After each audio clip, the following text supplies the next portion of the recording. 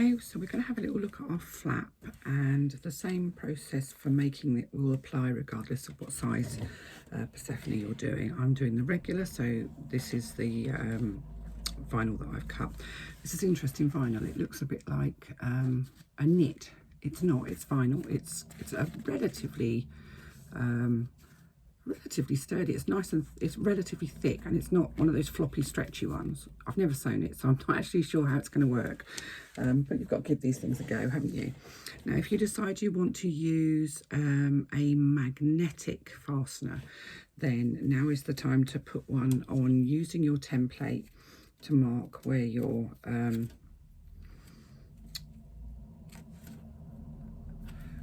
fastener will go. So you've got your template and you've got the mark for it. Now the one thing I will say is that if you use something bigger than the 14mm magnetic fastener, you may struggle to get past it when you do your top stitching on the inside of your flap, so please be aware of that. In this instance I'm going to use a metal press stud, so I don't need to add that. I don't need to add the press stud yet, and I don't need to add a magnetic fastener because I can't use two. So if you want to use a magnetic fastener, now is the time. Insert it into 1/2.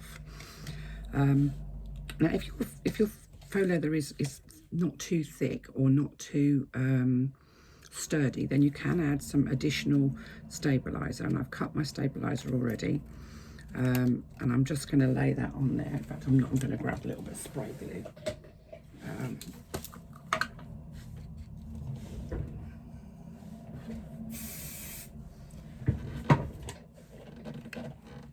And I'm going to then pop it on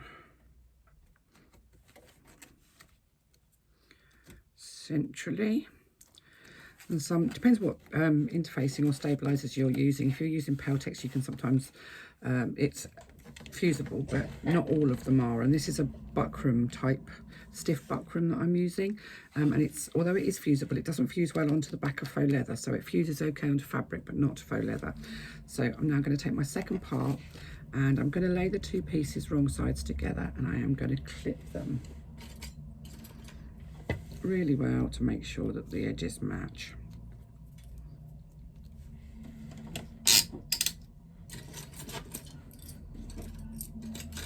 Never find I don't know what's going on outside. Kids outside up by the sound of it. Never use too many of these. Just helps to keep everything together.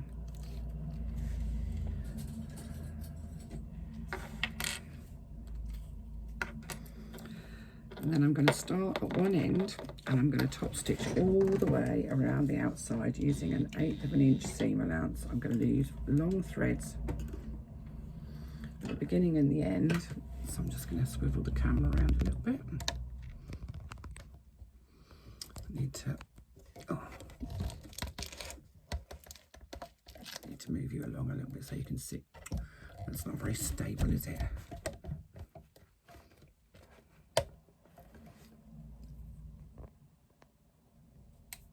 Sorry if I've just made you feel really seasick. Right, so there we go. Now I'm just going to stitch all the way around the outside, but I'm going to start at the short end.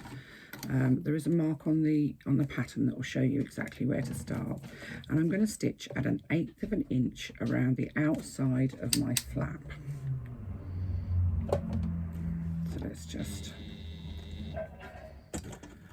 put the feed dogs up, because I've just been doing free motion quilting and now my feed dogs are still down. That's better.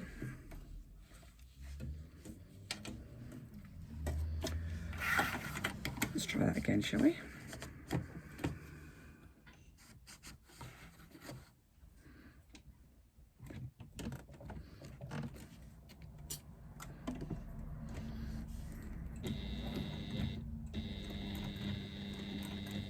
So don't backstitch the beginning and the end, because I'm going to take those threads through and tie them off at the back.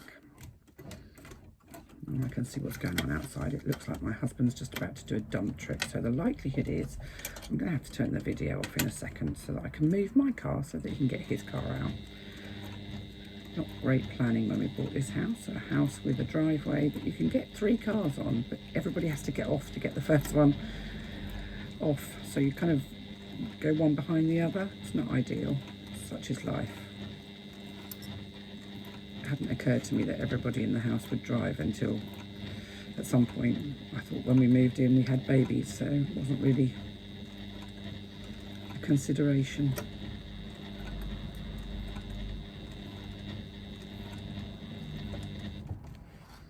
Take it nice and slowly. You want your top stitching to look fabulous.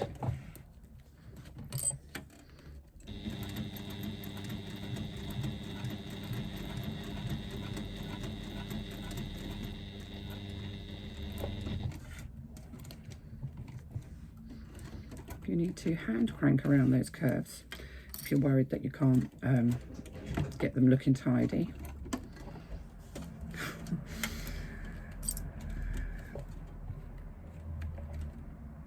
And if you want to use I'm using a self-coloured thread because I think for me this is going to be all about this wonderful knitted vinyl, knit look vinyl. It's not about my top stitching, but even so I want my top stitching to be as good as I can do it. I do like a bit of top stitching, I have to say, but this isn't all about the top stitching. This is about the vinyl in this particular version, so because it's a bit unusual.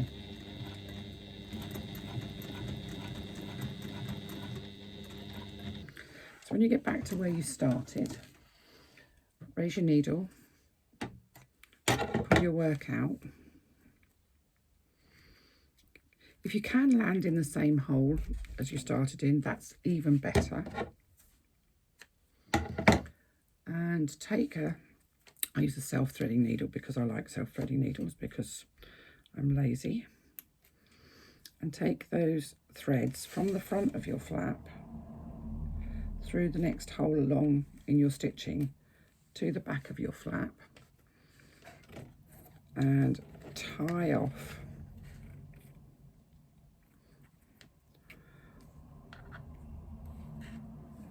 the threads from the front with the threads from the back.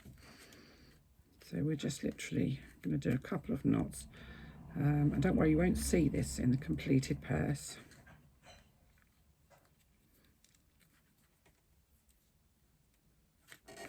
So do 2 or 3 knots and then just trim them down to about 1/2 inch.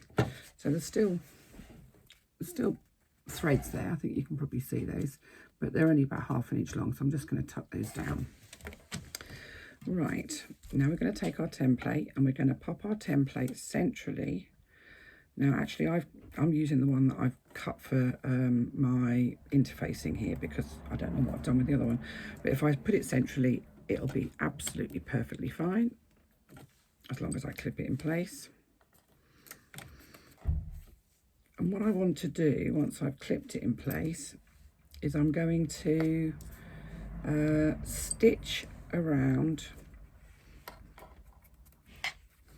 It's not very central. It's not as central as it should be. Let's just move that slightly.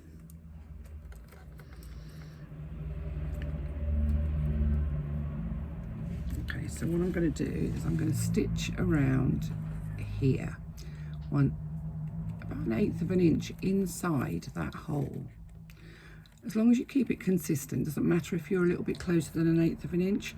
I wouldn't go further in than 1/8 of an inch, but it gives you consistency. As long as you're consistent, it's fine. Make sure that you start at the same point, so check where your ends are. So you want to be starting at the same sort of end as you've already got those long ends. Start with long ends top and bottom because you're going to do the same thing again. You're going to bury those threads. Now this is the part where if you've used a magnetic fastener and you've used one that's a bit bigger than I'm suggesting, where you could have an issue, because as we come, I haven't got one in here, so it's not going to be an issue, but I'll try and explain to you why it's going to be an issue. As we come down the side here, I'm coming down nice and slowly because I want my top stitching to look good, even though you can't really see it that much. when you go to come along this shorter side, the sort of bottom of the flap, if you like, that magnetic fastener may well be kind of in the way to doing your top stitching. Now, if you've used a magnetic fastener, if there's any possibility at all, you might find that actually using a zipper foot will be better, because you'll be narrow enough to get past. It really does depend on the size of your sewing foot. My Teflon foot is actually relatively small, relatively narrow, so it doesn't have my Teflon foot doesn't touch it if I use a magnet, and I've used a magnet on several, but I know a couple of the testers had wider feet on their machines and struggled to get past the magnet without that sort of wobble that you get sometimes if you've kind of, your foot's banged onto the magnet. So do be aware that if you use a 14mm, you should be able to fit it in, but if by any chance you've got a really wide sewing foot, you may feel more comfortable using your zipper foot to do that bit of top stitching. So there we go, I've gone all the way around, finished at the same point as I started, and I have these long threads on the front that I'm now going to take to the back, and I'm going to tie off in exactly the same way as I did just now. So I'm just going to take them back through the next hole.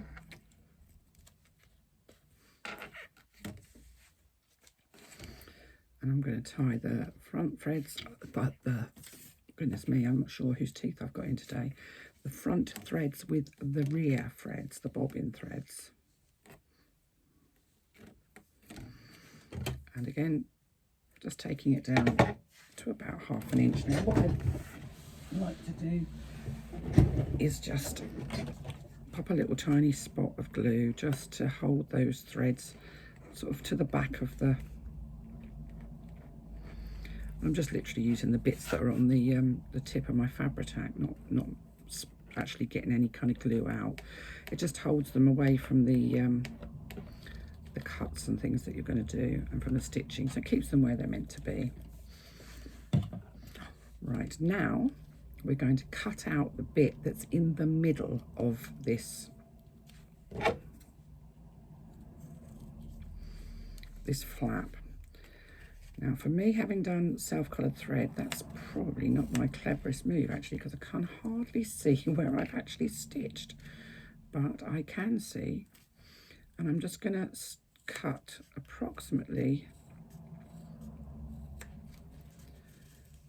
1/8 of an inch in from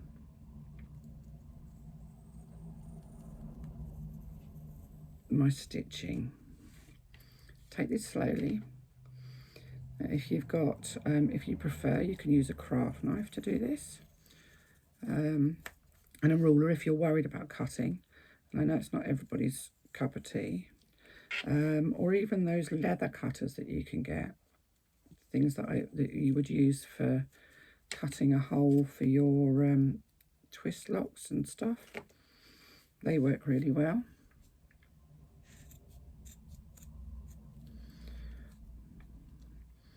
The trick is to try and keep your scissors at 90 degrees to the faux leather, because if you don't, what you end up with is the back faux leather showing slightly, which is exactly what I've got. So I'm just going to trim off those additional pieces. They are only tiny little slithers, but they'll bother me.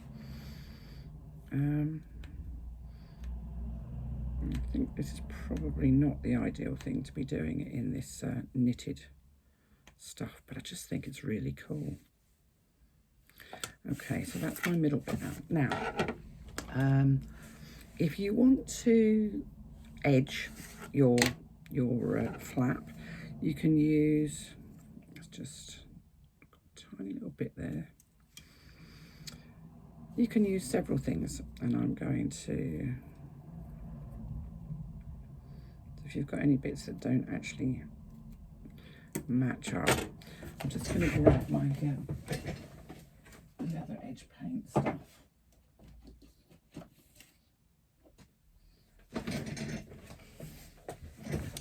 Right, so we have some options here. you can go for a Sharpie pen. Sharpie pens work really well around the outside.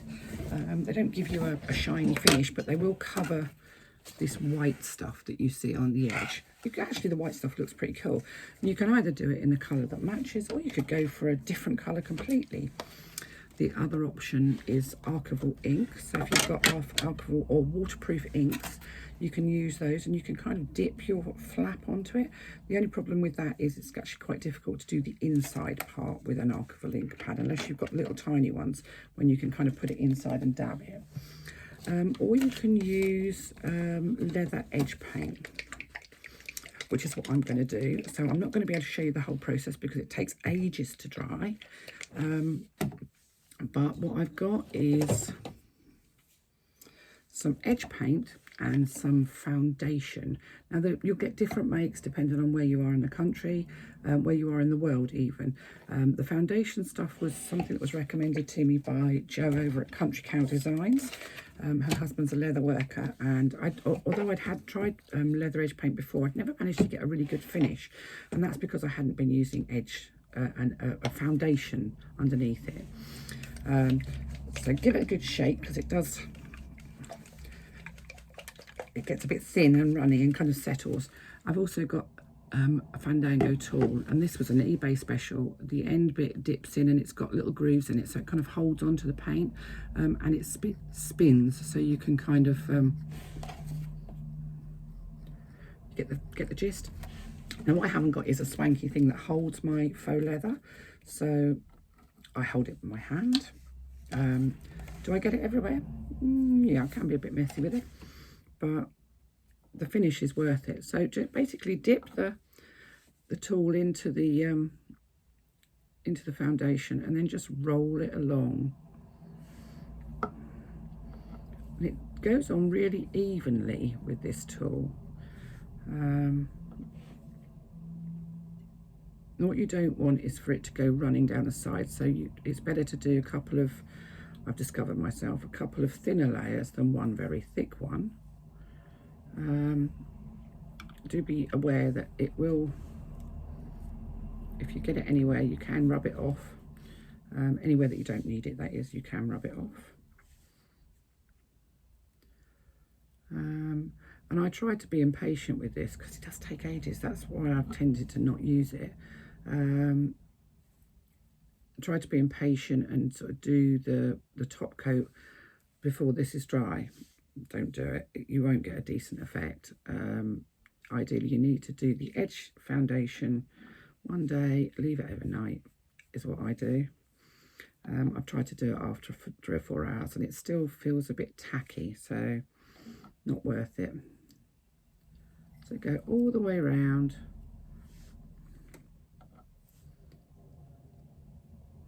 On the outside. So I like the thing with the leather paint is that you can actually, if you use a completely different colour, you get a really interesting effect. You get, you know, you can get them that match your faux leathers. But if you want to go for something that's a real contrast, that's kind of in your face. Now, what I tend to do is get hold of a long clip so that I can then do the inside edge as well. You do need a steady hand. It's easier if you're not talking at the same time as well, which I suppose if I went really silent, you'd probably think I'd nodded off.